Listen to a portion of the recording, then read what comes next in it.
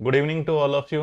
आज हम देखते हैं एग्जाम पॉइंट ऑफ व्यू से राजस्थान आरपीएससी अधीनस्थ बोर्ड और ऑल इंडिया एग्जाम्स के लिए कौन से न्यूज़ हमारे न्यूज़पेपर्स के अंदर इंपॉर्टेंट है। करंट अफेयर का मतलब होता है न्यूज़पेपर। तो अब देखेंगे हम Dainik Bhaskar, Rajasthan Patrika, Indian express, the Hindu और राजस्थान गवर्नमेंट की सूजस ऑफिशियल डॉक्यूमेंट के अंदर क्या इंपॉर्टेंट है। तो सबसे पहली इंपॉर्टेंट जो न्यूज़ है, जो कि ऑब्जेक्टिव पॉइंट ऑफ व्यू से बहुत ज़्यादा इंपॉर्टेंट है, कि भारत कॉमनवेल्थ गेम 2030 को होस्ट करने वाला है। क्या कॉमनवेल्थ गेम को होस्ट कौन कौन सी कंट्री करेगी 2030 के अंदर? इंडिया इसका होस्ट होगा 2030 के अंदर। और सारी चीजें इसके अंदर जो है वो सबकी सब क्या प्रेडिक्शन है कि हम ये भी करेंगे ये भी करेंगे, लेकिन जब फैक्चुअल डाटा आएगा तब हम देखेंगे। अभी तो बोल रहे हैं हम सारे गेम आयोजित करेंगे, लेकिन जो फैक्चुअल डाटा सबसे इंपॉर्टेंट है, 2030 का कॉमनवेल्थ गेम कहाँ पे आयोजित होगा? वो भारत के अंदर होगा। ये हमारे लिए एक फैक्ट हो गई, एक क्वेश्चन बन सकता है। दूसरा क्वेश्चन क्या बनेगा? दूसरा क्वेश्चन क्या बन सकता है आज के न्यूज़पेपर से, कि सरदार पटेल के योगदान को इतिहास के पन्नों से मिटाने का प्रयास हुआ है सीएम। अब इंपॉर्टेंट ये नहीं है कि न्यूज क्या है, इंपॉर्टेंट ये है कि हम इस साल को सेलिब्रेट करते हैं unity at the rate of 150। क्यों? सरदार पटेल का 150वां साल है ये, इसलिए इस साल को इसलिए इंपॉर्टेंट हो जाता है। तो कोई भी एग्जाम के अंदर पूछ सकता है सरदार पटेल का योगदान क्या है भारतीय स्वतंत्रता संग्राम, इंडियन फ्रीडम स्ट्रगल के अंदर क्या है, इंडिया के लिए उन्होंने क्या क्या किया, ये सब चीजें पूछ सकते हैं। तो इसको एकदम हम ब्रीफ के अंदर देख लेते हैं। इसके अंदर तो कुछ ज्यादा, इसके अंदर पॉलिटिकल न्यूज है। हम उसका उनका एक्चुअल कंट्रीब्यूशन क्या है वो देखते हैं। एक्चुअल कंट्रीब्यूशन यदि देखें सरदार पटेल का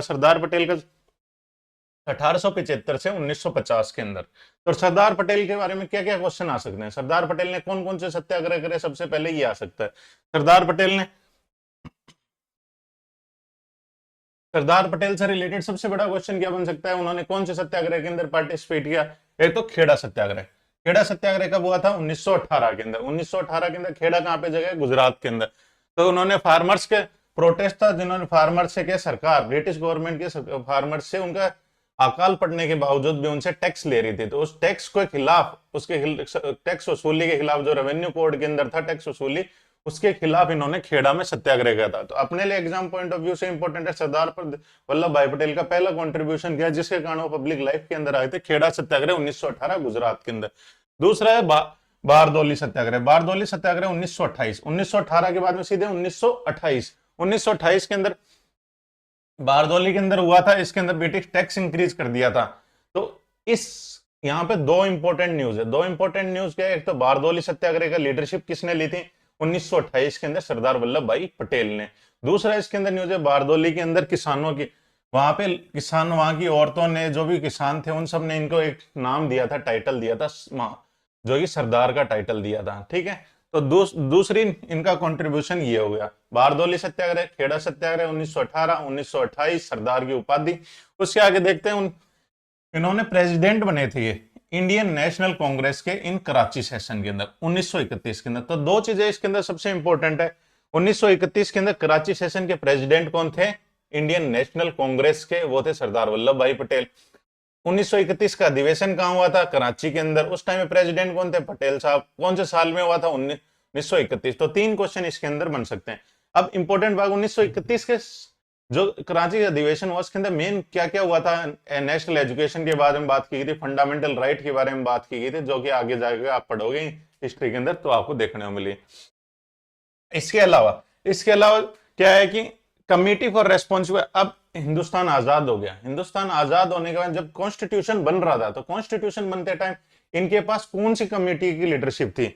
तो कमिटी रेस्पॉन्सिबल माइनॉरिटी, माइनॉरिटी से रिलेटेड, अल्पसंख्यक से रिलेटेड, आदिवासियों से रिलेटेड, ट्राइबल से रिलेटेड, एक्सक्लूडेड एरिया बहिष्कृत क्षेत्रों से रिलेटेड, और फंडामेंटल राइट, फंडामेंटल राइट से, और प्रोविंशियल कॉन्स्टिट्यूशन, प्रांतीय संविधान से संबंधित। तो 1947 के अंदर जब हिंदुस्तान आजाद हो गया था, तो उस टाइम पे जो कमेटियां बनी थी, जैसे एक्सटर्नल अफेयर के लिए कौन जिम्मेदार थे? एक्सटर्नल अफेयर के लिए जवाहरलाल नेहरू थे। ड्राफ्टिंग कमेटी के चेयरमैन कौन थे?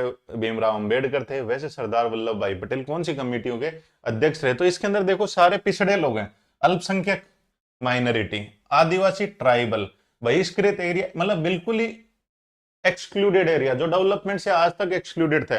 फिर जो इन सबको चाहिए, उनके अलावा आम आदमी को चाहिए मौलिक अधिकार, फंडामेंटल राइट, और माई, तो ये सब चीजें तो इन सब कमेटियों का हेड कौन था? सरदार वल्लभ भाई पटेल। तो आपको याद करने पूछ लेता है कॉन्स्टिट्यूशन कमेटी अब इसके अलावा जब हिंदुस्तान आजाद हो गया, अब आजाद होने के बाद पहली गवर्नमेंट बनी, गवर्नमेंट के अंदर कौन कौन सी मिनिस्ट्री के अंदर थे, ये डिप्टी प्राइम मिनिस्टर थे, हिंदुस्तान के पहले डिप्टी प्राइम मिनिस्टर ये थे। इसके अलावा होम अफेयर, और जो आज अमित शाह जी के पास है, इंफॉर्मेशन एंड ब्रॉडकास्टिंग मिनिस्ट्री इनके पास ही थी। तो दो चीजें इनके पास थी, एक तो होम अफेयर और information and broadcasting. Home affair मतलब गृह मंत्रालय, गृह मंत्रालय का इनके पास एक और जिम्मेदारी थी जो अगले पॉइंट में देखेंगे।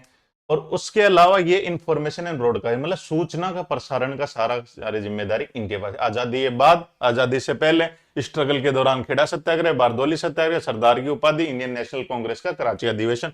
इसके अलावा इन्होंने अब भारत आजाद हो गया, आजाद होने के बाद हमारे ऊपर सामने सबसे बड़ी समस्याएं क्या थी, इंटीग्रेशन। हमारे जो प्रिंसली स्टेट थी इन सबके इंटीग्रेशन का काम भी इनको, तो 562 जो प्रिंसली स्टेट थे इन सबका इंटीग्रेशन का काम भी किन्होंने किया था, सरदार वल्लभ भाई पटेल ने।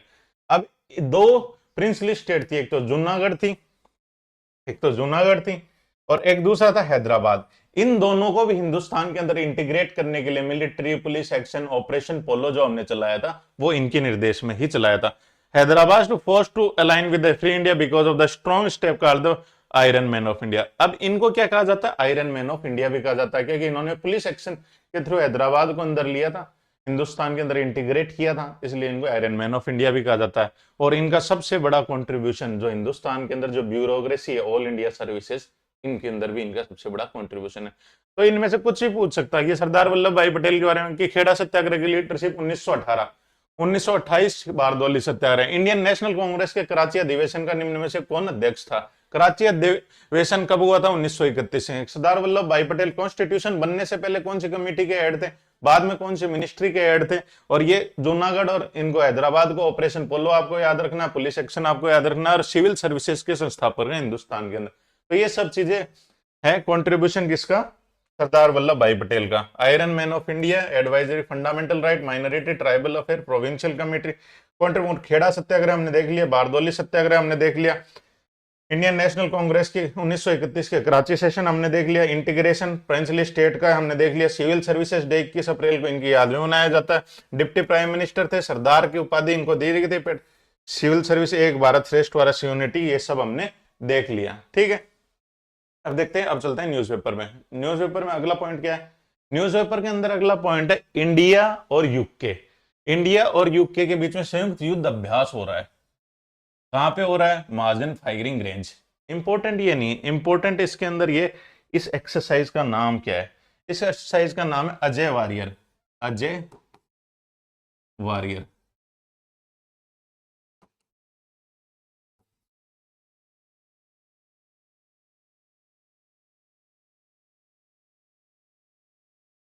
अजय वारियर एक्सरसाइज, आपसे क्वेश्चन पूछेगा अजय वारियर एक्सरसाइज कौन कौन से देशों के बीच में हुई है, तो इंडिया और यूके, भारत और ब्रिटेन दोनों अजय हैं, ये दोनों के योद्धाओं के से रिलेटेड है, तो अजय वारियर ऐसे याद किया जा सकता है। कहां पे हो रही है, इंपॉर्टेंट ये है मार्जिन फायरिंग रेंज के अंदर। मार्जिन फायरिंग रेंज कहां है, हमारे बीकानेर के अंदर है। तो ये वाली चीज आपसे याद की पूछा जा सकता है, डिफेंस से रिलेटेड क्वेश्चन। फिर अगला क्वेश्चन है, अ रेयर अर्थ मैग्नेट के लिए 7280 करोड़ रुपए। आज की यदि सबसे इंपॉर्टेंट न्यूज कोई मेरे से पूछे तो आज की सबसे इंपॉर्टेंट न्यूज है ये एक नई स्कीम लॉन्च की है, किसने, गवर्नमेंट ऑफ इंडिया ने। सबसे पहली बात तो रेयर अर्थ मैग्नेट की जरूरत क्या है, हम क्यों ये स्कीम लॉन्च कर रहे हैं। सबसे पहले हर चीज के पीछे होना चाहिए क्यों, तो इसका रीजन ये है कि रेयर अर्थ मैग्नेट की 90% प्रोडक्शन एंड प्रोसेसिंग की फैसिलिटी सारी की सारी चाइना के अंदर है। भाई चाइना के अंदर है तो क्या दिक्कत है, हमें तो सस्ते में दे रहा है, लेंगे, यहाँ पे महंगा बनाने की क्या जरूरत है।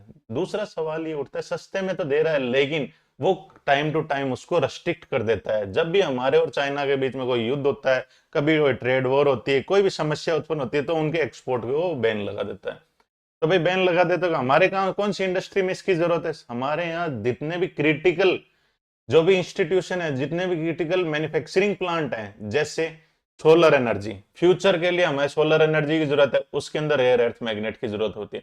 हमारे देश की मैन्युफैक्चरिंग की रीढ़ की हड्डी ऑटोमोबाइल सेक्टर, उसके अंदर रेयर अर्थ मैग्नेट की जरूरत पड़ती है। हमारे देश के अंदर जितने भी ट्रांजेक्शन से रिलेटेड है, जितने भी सोलर एनर्जी से रिलेटेड या फिर इलेक्ट्रिक व्हीकल से रिलेटेड है, उन सब इंडस्ट्री के अंदर रेयर अर्थ मैग्नेट की जरूरत है। उसके अलावा हमारे डिफेंस से रिलेटेड जितने भी प्रोडक्शन होते हैं, डिफेंस टेक्नोलॉजी, स्पेस टेक्नोलॉजी हो चाहे पनडुब्बी बनानी हो चाहिए, हमें जहाज बनाने हो चाहिए, तेजस बनाना हो चाहिए, कोई भी चीज, उन सब के अंदर रेयर अर्थ मैग्नेट की जरूरत है। उसके अलावा हमारी स्पेस टेक्नोलॉजी के अंदर सबसे ज्यादा जरूरत इसकी है रेयर अर्थ मैग्नेट की। ओवरऑल हमें एक चीज समझ में आई, रेयर अर्थ मैग्नेट हमारे देश के अंदर जो नई टेक्नोलॉजीज है उन सब की मैन्युफैक्चरिंग के अंदर एक इंपॉर्टेंट कंपोनेंट है। जैसे सेमीकंडक्टर चिप मैन्युफैक्चरिंग, सबके अंदर रेयर अर्थ मैग्नेट चाहिए, और उसको time to time China ban कर देता है एक्सपोर्ट इंडिया हो, तो उससे हमारी सारी इंडस्ट्री का हो जाता है हालत खराब। उसके कारण क्या हमारी दिक्कत आती है, हमारी सप्लाई चेन टूट जाती है, तो हम कहीं एक्सपोर्ट नहीं कर पाते। तो चाइना भी यही चाहता है हमारी मैन्युफैक्चरिंग की कमर टूटी रहे। लेकिन गवर्नमेंट ऑफ इंडिया ने इस चीज को खत्म करने के लिए एक नई स्कीम लेके आई कि हम रेयर अर्थ मैग्नेट को हमारे देश के अंदर ही बनाएंगे। तो कैबिनेट कमेटी ने डिसीजन लिया है, नई स्कीम है, तो वैसे भी सबसे इंपॉर्टेंट है। आप जितने भी आरपीएससी और अधीनस्थ बोर्ड के पहले एक साल के न्यूज देखो, ये पेपर देखो, तो उसके अंदर सबसे ज्यादा कैबिनेट डिसीजन और स्कीम के क्वेश्चन आते हैं। तो सरकार ने एक स्कीम लॉन्च किया 7280 करोड़ रुपए की। क्या 7280 करोड़ की स्कीम? इसके ने कहा है चीन पर निर्भरता घटेगी, चीन पर हम खरीदेंगे कि जो हमारे देश के अंदर सस्ता बनने लग जाएगा। ठीक है, अब ये देखो 7280, ये रेयर अर्थ मैग्नेट की मैन्युफैक्चरिंग को बढ़ावा देने के लिए। रेयर अर्थ मैग्नेट की जरूरत कौन कौन से सेक्टर में आपसे पूछ सकता है? इलेक्ट्रिक व्हीकल के अंदर, रिन्यूएबल एनर्जी के अंदर, इलेक्ट्रॉनिक्स के अंदर, एयरोस्पेस और डिफेंस के अंदर। अब इसका उद्देश्य क्या है? अब इस स्कीम के अंदर हम करेंगे क्या? हम इस स्कीम के अंदर क्या 6000 मैट्रिक टन हर, इसके अंदर दे रखा है 6000, इस स्कीम का उद्देश्य है 6000 मैट्रिक टन का प्रोडक्शन करना। किसका? 6000 metric ton rare rare rare जो रेयर है अर्थ के अंदर मिलती है और मैग्नेट को हम प्रोड्यूस करेंगे कहां पे? हिंदुस्तान के अंदर। भाई कितने सालों में करोगे रेयर अर्थ मैग्नेट? अब इसका फायदा ये दूसरे न्यूज़पेपर पढ़ने का, द हिंदू और इंडियन एक्सप्रेस के अंदर इसको पूरे डिटेल में दे रखा है, और यहाँ पे छोटा है तो अपन उसके अंदर पूरे डिटेल में पढ़ लेते हैं इसको। अब जैसे कि ये यहाँ पे द इंडियन एक्सप्रेस की है, इंडियन एक्सप्रेस ने क्या कहा है कि हमारे 7280 करोड़ रुपए की स्कीम है। स्कीम का बजट कितना है? 7280 करोड़ रुपए। इसका मेन कंपोनेंट क्या है? सबसे बड़ा कंपोनेंट हम 6000 मैट्रिक टन सालाना प्रोड्यूस करेंगे रेयर अर्थ परमानेंट मैग्नेट का। ठीक है, एक चीज ये याद रखनी है। दूसरी चीज ये इसका टारगेट क्या है। तीसरी चीज क्या है इसके अंदर? अब हमारी क्या डिमांड इसके अंदर 2030 के अंदर जाके ये डबल होने वाली है, तो इसके अंदर हमें बहुत ज्यादा जरूरत आ गई इस चीज को बनाने की। अब अगला इसके अंदर क्या है? इन्होंने क्या बताया इंडियन एक्सप्रेस वालों ने? ये चीज है सबसे इंपॉर्टेंट। इसके अंदर क्या है? इंडिया हर साल 53,000 metric ton rare earth magnet import करता है। तो इससे ज्यादा इंपॉर्टेंट ये सब रिपोर्ट कि ये है कि ये स्कीम कितने साल की है। Involve conversion of rare earth oxide to the metal. जो ऑक्साइड जो अर्थ के अंदर मिलते हैं, इसके अंदर 3 कंपोनेंट है। ऑक्साइड को हम रेयर अर्थ मेटल के अंदर, ऑक्साइड को मेटल में कन्वर्ट करें, मेटल को अलॉय के अंदर, मिश्रित धातु के अंदर कन्वर्ट करें, अलॉय को हम फिनिश्ड मैग्नेट के अंदर कंपोनेंट करें। तो इन 3 चीजों के लिए 7280 करोड़ रुपए सरकार खर्च करेगी। अब भाई सरकार मेरे को दे देगी क्या, आपको दे देगी क्या 7280 करोड़? किसको मिलेंगे, कितने साल में मिलेंगे? तो पहली बात तो ड्यूरेशन ऑफ स्कीम है 7 साल की। कितने साल में खर्च करने अपने 7280 करोड़ रुपए? 7 साल में। ठीक है, दूसरा क्या? इंक्लूडिंग 2 ईयर, जैसे 2 साल की इसके अंदर छूट भी है। तीसरा इसके अंदर है सेल लिंक इंसेंटिव 6450 करोड़ रुपए 5 साल के लिए, कैपिटल सब्सिडी। तो इसके अंदर 2 कंपोनेंट है इस स्कीम के अंदर। 7280 करोड़ रुपए के अंदर 2 कंपोनेंट है। एक तो आप यहां पे बनाओ और उसका प्रोडक्शन की हमें बिल दे दो। आपने 100 रुपए का रेयर अर्थ मैग्नेट बनाया आज, कल आपने 200 रुपए का बनाया, तो 100 रुपए जो आपने बढ़ोतरी करी है उसके ऊपर हम सेल्स लिंक इंसेंटिव देंगे आपको। उसके अंदर 10%, 20%, 50% कितना इंसेंटिव देगा आने वाले टाइम पे पता चलेगा। एक तो स्कीम ये है कि भाई मैं अपने टर्नओवर के अंदर कितना इंक्रीमेंट हुआ है, बढ़ोतरी है, उसके ऊपर पैसे ले लूं। दूसरा इसके अंदर कैपिटल सब्सिडी।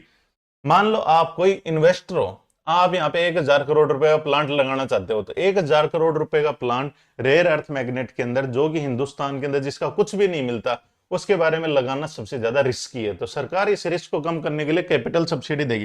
भाई आप 1000 करोड़ रुपए का प्लांट लगा रहे हो तो हम आपको 30% कैपिटल सब्सिडी देते हैं, मतलब 300 करोड़ हम आपको सब्सिडी के रूप में देते हैं। तो ऐसी सब्सिडी मिलेगी तभी इन्वेस्टर लगाएगा, वरना वो चाइना में लगाएगा अपना प्लांट, यहाँ क्यों लगाएगा? तो कैपिटल सब्सिडी इसमें 750 करोड़ रुपए की, सेल लिंक इंसेंटिव 6450 करोड़ रुपए की। इसके अंदर क्या है? 6000 मैट्रिक टन बनाना है। अब इसके अंदर तीसरी चीज सबसे इंपॉर्टेंट क्या है? कितने प्लांट लगेंगे? ये लगेंगे 5 प्लांट, बड़े बड़े प्लांट। 5 बेनिफिशरीज को दिया जाएगा। तो 5 बेनिफिशरीज के लिए सरकार क्या है और हर कोई बेनिफिशरी को 1200 मैट्रिक टन पर एनम बनाना है। तो अब एक बार इसको ऑब्जेक्टिव के हिसाब से क्या इंपॉर्टेंट है इस स्कीम के अंदर ये देखते हैं। सबसे पहली बात तो रेयर अर्थ मैग्नेट से रिलेटेड स्कीम है। ठीक है, रेयर अर्थ मैग्नेट से रिलेटेड स्कीम है। रेयर अर्थ मैग्नेट से रिलेटेड स्कीम है। टोटल बजट क्या है स्कीम का? 7280 करोड़ रुपए। 7280 करोड़ रुपए के अंदर हम 3 चीजों पे पैसे देंगे। ऑक्साइड, ऑक्साइड से अलॉय बनाने का, अलॉय से रेयर अर्थ मैग्नेट बनाने का। ठीक है, फिर कितने साल के लिए मिलेंगे ये रुपए? सारे के सारे ये रुपए मिलेंगे 5 साल के लिए। ओवरऑल 7 साल, 5 + 2 जेस्टेशन पीरियड हो गया, इसके अंदर लिखा हुआ है। अब इसके अंदर 2 स्कीम है, क्या तो आप सेल्स बढ़ा लो या फिर आप क्या कैपिटल सब्सिडी दे लो। ठीक है, ये 2 चीजें होगी। इसके अलावा क्या, कितने बेनिफिशरीज को पैसे मिलेंगे? 5 बेनिफिशरीज को। ठीक है, 1200 मैट्रिक टन हर किसी को बनाना है। तो रेयर अर्थ मैग्नेट की ये स्कीम बहुत ज्यादा इंपॉर्टेंट है हमारे आत्मनिर्भर भारत बनाने की। इसके आगे देखते हैं, इसके आगे देखते हैं। मैं अहमदाबाद, अब आ गया the Indore Indian express. The Indore Indian express के अंदर वही चीज इंग्लिश के अंदर है। Ahmedabad to host 2030 Commonwealth. 2030 का कॉमनवेल्थ गेम कौन होस्ट करेगा? अहमदाबाद होस्ट करेगा। अब इसके अंदर क्या है, एक अच्छी चीज ये है कि हम 2030 का कॉमनवेल्थ का गेम होस्ट करने के लिए पहले 5 साल से लड़ाई लड़ रहे हैं। ये हमारे लिए क्यों इंपॉर्टेंट है? हमारे लिए कॉमनवेल्थ का होस्ट करना इंपॉर्टेंट थोड़ी ना, हमने तो एशियन गेम पहले भी होस्ट कर रखे। कॉमनवेल्थ पहले कलमाड़ी सर के टाइम पे हमने होस्ट कर रखा। इंपॉर्टेंट ये नहीं है, ये नींव के पत्थर की तरह काम करेगा किसी ओलंपिक का जो हमारा टारगेट है। इनके 6 साल बाद में जो ओलंपिक होगा, हमारा मेन टारगेट है ओलंपिक को होस्ट करना। तो ओलंपिक की मेजबानी के लिए आपको पहले ऐसे आयोजन करने पड़ते हैं। इससे हमारा क्या इंफ्रास्ट्रक्चर डेवलप हो जाएगा। जो अहमदाबाद के अंदर पूरा इंफ्रास्ट्रक्चर क्रिएट होगा, इससे इंफ्रास्ट्रक्चर जो क्रिएट हो वो इस तरीके से बनाया जाएगा जो कि ओलंपिक में काम में आ सके, ताकि हम ओलंपिक के प्रबल दावेदार बन जाए, जो कि हमारे यहाँ पहली बार होगा यदि सारी चीजें सही रही तो। आगे क्या है? Constitution day. अगली न्यूज है कॉन्स्टिट्यूशन डे। कॉन्स्टिट्यूशन डे कब बनाया जाता है? सबसे इंपॉर्टेंट न्यूज तो यही है कि 26 नवंबर को कॉन्स्टिट्यूशन डे बनाया जाता है। 26 नवंबर को कॉन्स्टिट्यूशन डे क्यों बनाया जाता है? 26 नवंबर को कॉन्स्टिट्यूशन डे इसलिए बनाया जाता है कि 26 नवंबर 1949 को हमारा कॉन्स्टिट्यूशन बन के पूरा रेडी हो चुका था। तो फिर 26 जनवरी को गणतंत्र दिवस क्यों मनाते हैं? क्योंकि 26 जनवरी को इसलिए मनाते हैं, 26 जनवरी 1930-31 के अंदर हमने 19 उस टाइम पे रावी नदी के किनारे हमने एक वो मीटिंग की थी, जिसके अंदर हमने देश के अंदर पूर्ण स्वतंत्रता की घोषणा की थी। ठीक है, तो उस कारण से उस हिस्टोरिक डे को याद करने के लिए हमने 26 जनवरी को चूज किया था। तो 26 नवंबर को हमने इसको संविधान दिवस बोल दिया, 26 जनवरी को हमने गणतंत्र दिवस बोल दिया, रिपब्लिक डे। ठीक है, तो इसके पीछे एक छोटी सी न्यूज आई थी इंडियन एक्सप्रेस के अंदर कि भाई 26 November came to be celebrated India का कॉन्स्टिट्यूशन डे। क्यों? 26 नवंबर 1949 को कॉन्स्टिट्यूशन असेंबली ने अडॉप्ट कर लिया था हमारे हिंदुस्तान का कॉन्स्टिट्यूशन। लेकिन अडॉप्ट करने के बाद में उसको लागू कब से किया? 26 जनवरी 1950 को। अब इसके अंदर एक संविधान दिवस। संविधान दिवस कॉन्स्टिट्यूशन डे 2015 से बनना शुरू हुआ है। ठीक है, ये वाली चीज है।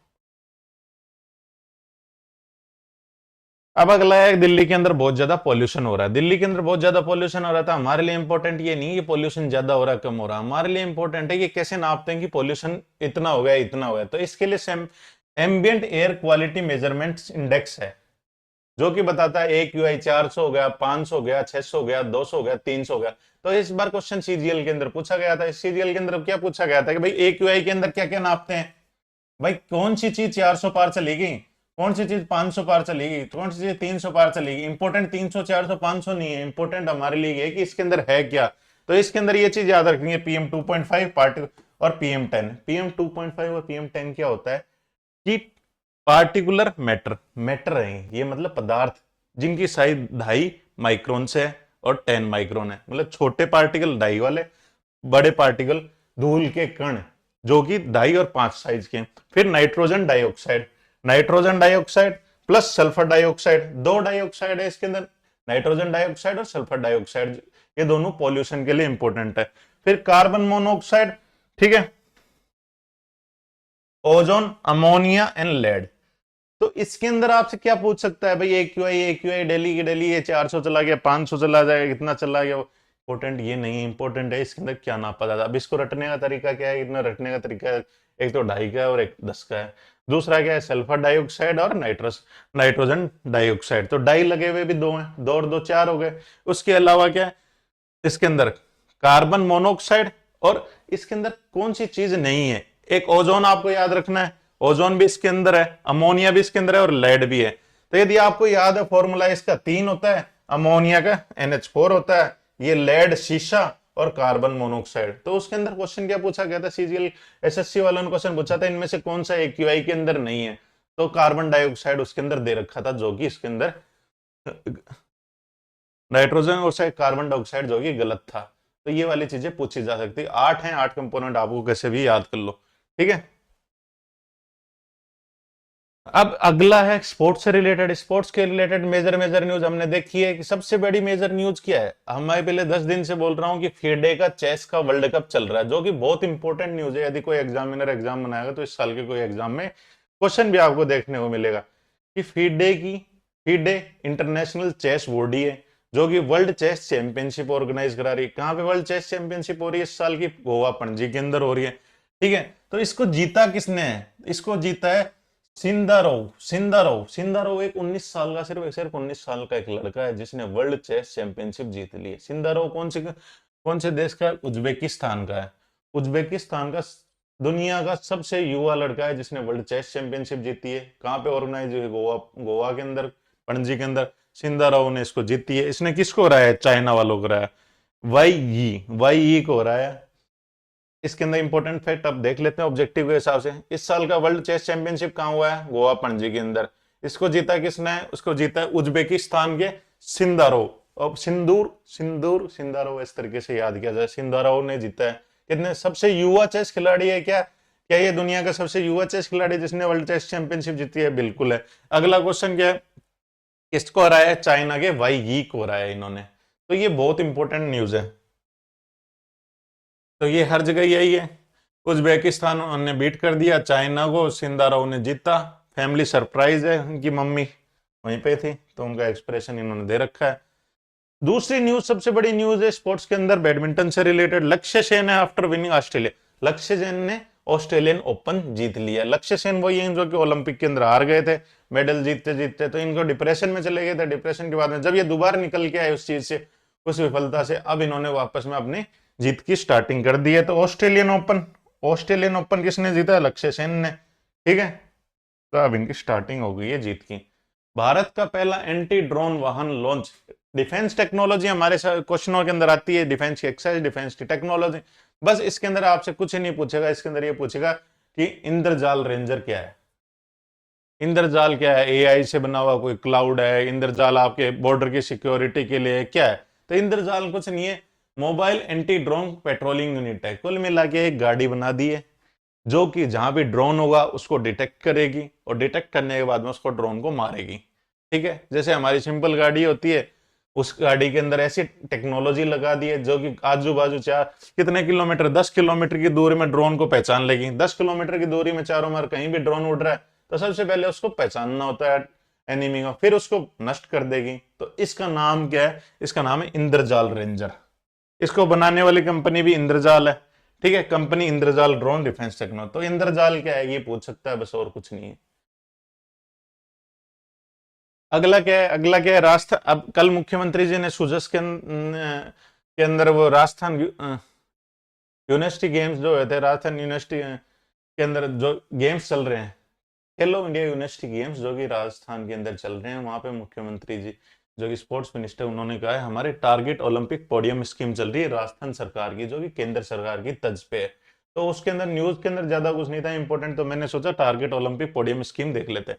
तो इसके अंदर क्या है, हमारे टारगेट ओलंपिक राजस्थान गवर्नमेंट की कि केंद्र सरकार की तर्ज पे हमने टारगेट ओलंपिक पोडियम स्कीम चला दी है। तो इसका नाम क्या हुआ, केंद्र की है तो टारगेट, तो इसके आगे राजस्थान टारगेट लगा दो, राजस्थान लगा, राजस्थान टारगेट ओलंपिक स्कीम है। तो हमारा टारगेट क्या है, ओलंपिक। ओलंपिक के लिए टारगेट के लिए हम क्या तैयार करेंगे, हम सबसे पहले खिलाड़ियों को तैयार करेंगे। उनको क्या तैयार करने के लिए आप क्या प्रोत्साहन दे रहे हो, क्या इंफ्रास्ट्रक्चर में दे रहे हो, क्या फैसिलिटी दे रहे हो, ये सब चीजें इसके अंदर मिलेंगी। उद्देश्य, एम क्या है, राजस्थान के एथलीटों को अंतरराष्ट्रीय स्तर पर पदक जिताने के लिए तैयार करना। मतलब राजस्थान के खिलाड़ी अब इंटरनेशनल लेवल पे ओलंपिक्स के अंदर मेडल जीतेंगे, भाई जीत लेंगे। लेकिन जीतेंगे कैसे, उनके लिए क्या दे रहे हो हमें, इसके अंदर 2036 ओलंपिक के लिए खिलाड़ियों को बेहतर प्रशिक्षण। अब हमारा टारगेट क्या है, 2036 का ओलंपिक। 2036 का ओलंपिक अभी आपने 2 मिनट पहले देखा होगा। हमारा टारगेट हर स्पोर्ट्स स्कीम का एक ही है, 2036 के अंदर ओलंपिक इंडिया में कराना, और खिलाड़ी उस 2036 के हिसाब से तैयार कराना। 2030 का ओलंपिक भी इसलिए तैयार किया जा रहा है यहाँ पे कि भाई उसके अंदर हम ट्रायल देके देख ले हमारे अंदर क्या कमी है, फिर 6 साल के अंदर हम निकल के आ जाए। तो 2036 में जो इंडिया के अंदर ओलंपिक हो सकता है के लिए बेहतर खिलाड़ी, मतलब ट्रेनिंग के ऊपर ध्यान देंगे, विदेशों के अंदर ट्रेनिंग कराएंगे, विदेशी प्रशिक्षण, मतलब यहाँ पे भी ट्रेनिंग पे पूरा जोर फोकस करेंगे, और यदि दुनिया के अंदर कहीं भी बेस्ट ट्रेनिंग है तो उसके लिए हम अपने खिलाड़ियों को भेजेंगे। तीसरा के अंतरराष्ट्रीय प्रतियोगिताएं के, इंटरनेशनल जो भी प्रतियोगिताएं होंगी उन सब के अंदर हम पार्टिसिपेट करेंगे। उपकरण देंगे हम, डिवाइस देंगे एकदम लेटेस्ट एआई से लेस, कोच देंगे हम बढ़िया से बढ़िया, दुनिया के टॉप कोच देंगे, टॉप उपकरण देंगे, इंटरनेशनल प्रतियोगिता में लेके जाएंगे, इंटरनेशनल लेवल पर कोचिंग देंगे, हर चीज देंगे मतलब खिलाड़ियों को। ये टारगेट ओलंपिक स्कीम है राजस्थान गवर्नमेंट की। इसका एम क्या है, 2036 के लिए तैयार कर, ओलंपिक के लिए खिलाड़ियों को बेहतर प्रशिक्षण सब कुछ देना, ठीक है। अब भाई राजस्थान सरकार ने मिशन ओलंपिक 2028 के तहत जयपुर में एक खेल उत्कृष्टता करने के लिए 100 करोड़ रुपए। अब इसके अंदर क्या क्या दे रही है सरकार, सरकार ने बोला सबसे पहले तो एक स्टेडियम तो बनाए, तो सरकार ने कहा सबसे पहले हम 100 करोड़ का जयपुर में एक स्टेडियम बनाएंगे। खिलाड़ियों को क्या चाहिए, एक जगह चाहिए जहां वो खेल सके, जहां पे उनके सारे स्पोर्ट्स के लिए एक उपकरण हो, जहां पे उनके रहने की फैसिलिटी हो, जहां पे उनके खाने की फैसिलिटी हो, जहां पे उनको कोचिंग मिल सके, जहां वो बेस्ट इक्विपमेंट में। तो सरकार ने कहा सबसे पहले तो हम एक जयपुर के अंदर, कहां पे बनाएंगे, जयपुर के अंदर सेंटर फॉर एक्सीलेंस बनाएंगे 100 करोड़ रुपए का, ठीक है भाई। आपने इंफ्रास्ट्रक्चर डेवलप कर दिया। ग्रामीण और शहरी क्षेत्रों में खेल और शारीरिक शिक्षा को बढ़ावा देने नई पहलों की घोषणा की गई। भाई यू राजस्थान ग्रामीण ओलंपिक चल रहे हैं, अर्बन ओलंपिक चल रहे हैं, तो उसके तहत जो छठ के बच्चे आएंगे वो 100 करोड़ के या जयपुर के अंदर जो सेंटर फॉर एक्सीलेंस उसके अंदर ट्रेनिंग करेंगे। आगे खिलाड़ियों को मुफ्त मुफ्त खेल किट दिया जाएगा। क्या दिया जाएगा, खेल के किट। भाई फुटबॉल खेलना है तो हमें क्या चाहिए, फुटबॉल के अंदर एक कीपर के लिए हमें ग्लव्स व्लव्स चाहिए, एक फुटबॉल चाहिए, स्टेडियम चाहिए, नेट वेट चाहिए, कोच चाहिए, ये सब चीजें दे। 500 खेल के मैदान का निर्माण करना, और जोधपुर में एक खेल विश्वविद्यालय की स्थापना करना। जोधपुर में क्या स्थापना की जाएगी, स्पोर्ट्स यूनिवर्सिटी, और 500 खेल के मैदानों का निर्माण किया जाएगा। अंतरराष्ट्रीय स्तर पर पहचान दी जाएगी, इंटरनेशनल ट्रेनिंग, इंटरनेशनल प्रतियोगिता में भाग देना, कोचिंग, ठीक है, कोचिंग दी जाएगी। जयपुर में सेंटर फॉर एक्सीलेंस खोला जाएगा। आर्थिक सहायता, चुने के संभागीय एथलीट को मासिक रूप से वजीफा दिया जाएगा, मतलब स्टाइपेंड दिया, पैसे वैसे कुछ नहीं दे रही सरकार। बुनियादी ढांचे के लिए 100 करोड़ रुपए जयपुर के अंदर सेंटर फॉर एक्सीलेंस खोलेंगे। मिशन ओलंपिक 2028 के तहत एक हिस्सा होगा जो कि 2036 के उद्देश्य की मेजबानी के लिए तैयारी के साथ साथ राजस्थान को अग्रणी बनाएगा। अब इंग्लिश में देखें, Rajasthan target Olympic stadium scheme, इसके अंदर क्या, 50 talented youth to be state to participate in Olympic 2030, ठीक है। अब इसके अंदर इन्होंने ऑफिशियल वेबसाइट पे क्या दिया और नोटिफिकेशन में क्या है, दोनों के अंदर थोड़ा सा डिफरेंस है कि हम 50 टैलेंटेड यूथ को तैयार करेंगे ओलंपिक के लिए, सेंट्रल गवर्नमेंट की जेई स्कीम के तहत इन सबको क्या, तो इसके अंदर 50 टैलेंटेड यूथ को ट्रेन करेंगे हम ओलंपिक के लिए, ये वाली चीज है।